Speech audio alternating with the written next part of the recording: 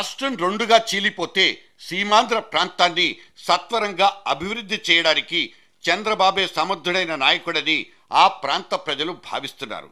ఇది ఒక తెలుగు దినపత్రికలో చంద్రబాబు అభిమానినంటూ ఒక ఆయన రాసుకున్న విశ్లేషణ. దాదాపు 10 ఏళ్లుగా అధికారానికి దూరమైన చంద్రబాబు సమర్థుడైన నాయకుడనడంలో రెండో అభిప్రాయానికి తావే లేదు. అయితే ఆ సమర్థత గతానికే పరిమితమైపోయిందా? వయస్సు మీద పడుతున్న కొద్దీ ఆ బాబులో పటుత్వం తగ్గిపోతుందా?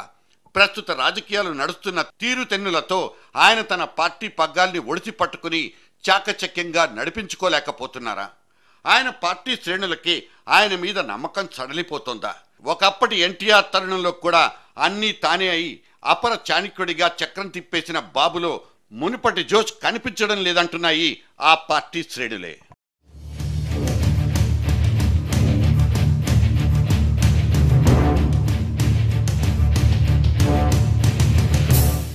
మొన్న మధ్య చేసిన పాదయాత్రలో ఆయన ప్రజలను ఉద్దేశించిన ప్రసంగాల్ని 1-2 సార్లు రివైండ్ చేసి విన్న తర్వాత నాకు కలిగిన అభిప్రాయాలు కూడా దాదాపు ఇవే.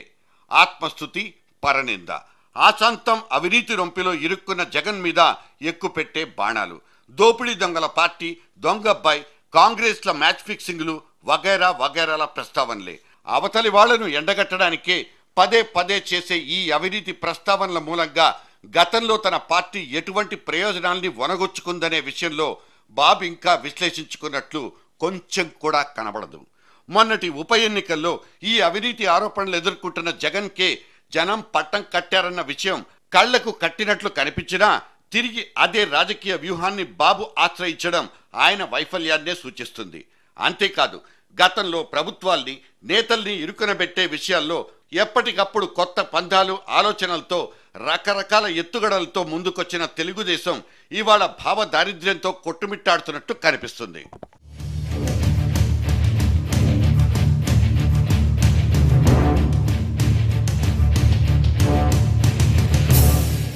ఇక ఒకప్పుడు పార్టీని విడిచి వెళ్లిన సీనియర్ నాయకులు బయట నిలదొక్కుకోలేక గత్యంతరం లేని పరిస్థితుల్లో తిరిగి పార్టీలోకి రావడాన్ని, ఆయన దాన్ని తన సొంత విజయంగా భావించడం ఒకెత్తైతే, ఆ వచ్చిన నాయకులకు సరైన స్థానం ఇవ్వడంలో కూడా బాబు వ్యూహాత్మకంగా వ్యవహరించలేకపోతున్నారనిపిస్తుంది. దేవేంద్ర గౌడ్ వంటి నాయకుల్ని రాజ్యసభకు పంపేసి నోరున్న ఇంకొంతమంది సీనియర్లకు సముచిత ప్రాధాన్యాలు ఇవ్వలేకపోవటం ఇక్కడ స్పష్టం. లోకేష్ వంటి యువకులకు పెద్దపీట వేసినంత మాత్రాన పార్టీ పరిస్థితి మెరుగైపోతుందని భావిస్తుంటే దానికంటే పెద్ద తప్పు మరొకటి లేదు. లోకేష్ ఈ మధ్య తెలుగు యువత కోసం పార్టీలో ఉన్న సీనియర్ల కొడుకులు, వారసులతో ఏర్పాటు చేసుకున్న ఒకానొక సమావేశంలో మాట్లాడుతూ జూనియర్ ఎన్టీఆర్ ఖచ్చితంగా సరైన సమయంలో వచ్చి పార్టీకి తన వంతు సహకారం అందిస్తాడంటూ చెప్పడాన్ని ఏ విధంగా అర్థం చేసుకోవాలి? రోజుకో రకమైన వ్యాఖ్యానాలతో ఇప్పుడున్న తెలుగుదేశపు నాయకత్వంతో హరికృష్ణ పూర్తిగా విభేదిస్తున్నారని అందరికీ తెలిసిపోయింది. ఇక జూనియర్ వ్యవహార శైలితో విసిగెత్తిపోయిన బాలకృష్ణ వంటి వాళ్ళు బాహాటంగానే ప్రెస్ మీట్లతో దూకిన దూకుళ్ళు స్పష్టమైన సంకేతాల్ని అందించాయి.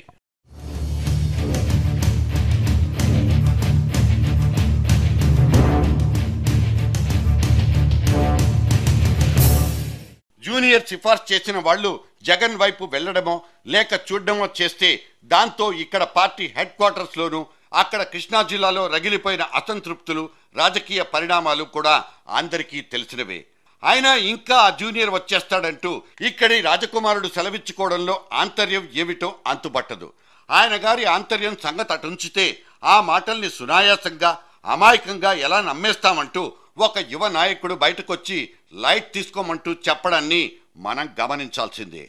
నిజానికి చంద్రబాబు తనదైన కొత్త పంథాలో వెళ్లే అవకాశాలు ఇప్పటికీ మెరుగ్గానే ఉన్నాయి. చరిత్రలు తిరగ రాసుకోగలిగే సత్తా కూడా ఆయనకే ఉంది. అయితే మూసపోసిన నాటు వైద్యాన్ని నమ్ముకున్న ఈ హైటెక్ సీఎంను చూస్తే ఆశ్చర్యం వేస్తుంది. నమ్మరే, నేను మారానంటే అంటూ పదే పదే చెప్పుకున్న చంద్రబాబు నడుస్తున్న చరిత్ర నుంచి నేర్చుకునేదేమీ లేదనుకుంటే చేయగలిగిందేమీ లేదు.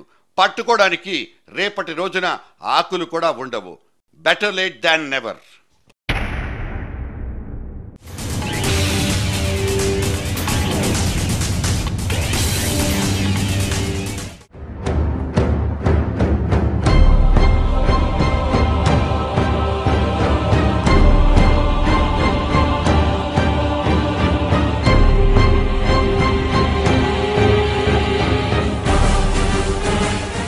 పలకవే చిలక పంజరంలోంచి బయటకొచ్చి, వద్దులే ఆ పంజరంలోంచే పలికి. బహుశా సిబిఐ చిలక తన డైరెక్టర్ హోదాలో నుంచి కులుకుతూ పలికేసిన ఒకానొక బూతు మాటను విన్న దేశం ఉలిక్కి పడింది. అత్యాచారం తప్పనిసరైతే ఆడోళ్లు ఎంజాయ్ చేస్తే పోలా అంటూ 4 ఇంగ్లీష్ ముక్కల్ని ప్రయోగించి ఆనక తానన్న మాటలకు తెగ గింజుకుంటున్న ఈ రంజిత్ సిన్హా అనేసిన ఇంకొన్ని మాటలకు మనం గిజగిజలాడిపోతున్నాం. అవును, ఇంతకీ ఈ రంజిత్ బాబు గ్యాంబ్లింగ్ అనబడే జూదాన్ని చట్టబద్ధం చేసేస్తే పోలా అంటూ తెగ అమాయకంగా ఇచ్చేసిన స్టేట్మెంట్ అది. క్యాసినోలు, పేకాట క్లబ్బులు ఇలా ఒకటేమిటి, ఆయన నోటి నుంచి జాలువారిపోయిన ఆణిముత్యాల్ని ఇప్పుడు ఏరుకుని దండలల్లుకోవాల్సిన అగత్యం మనకు పట్టింది. What is the harm if we can have, if we legalize betting? And above all, do we have the enforcement agencies? Do we have the enforcement? It is very easy to say that if you can't enforce it, it is like if you can't prevent rape, you enjoy. సరే, ఈ చిలక పలుకుల్ని వల్లించే training ఆయనకిచ్చిన ఘనుడెవరో మనకు తెలియదని సరిపెట్టుకుందాం. కానీ ఈ పెద్ద చిలుకతో పలికించుకోవాల్సిన పలుకు ఒకటి కొంతకాలంగా పెండింగ్లో ఉండిపోయింది. జగన్ అక్రమాస్తుల కేసును జగన్మోహనంగా దర్యాప్తు జరిపేసి సంచలనాలకు సంచలనాల్ని మూటగట్టేసుకుని ఎగిరిపోయిన లక్ష్మీనారాయణని ఎక్కడ దాచారో చెప్పాల్సిందిగా ఆ చిలకనే అడగాలి. చిలకా చిలక చెప్పవే అంటే పంజరం తలుపులు తెరుచుకోవాలిగా. అప్పుడే సదరు చిలక బయటకొచ్చి కార్డుల్లో నుంచి ఒక కార్డు ముక్కను ముక్కుతో బయటకు తీసిస్తుంది. ఇక సదరు కార్డును చదివి చెప్పాల్సిందెవరు?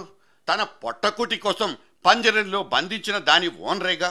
గోరొంక గూటికి చేరావు చిలక, గోరొంక గూటికి చేరావు చిలక, భయమెందుకే నీకు బంగారు మొలక, గోరొంక గూటికి చేరావు చిలక.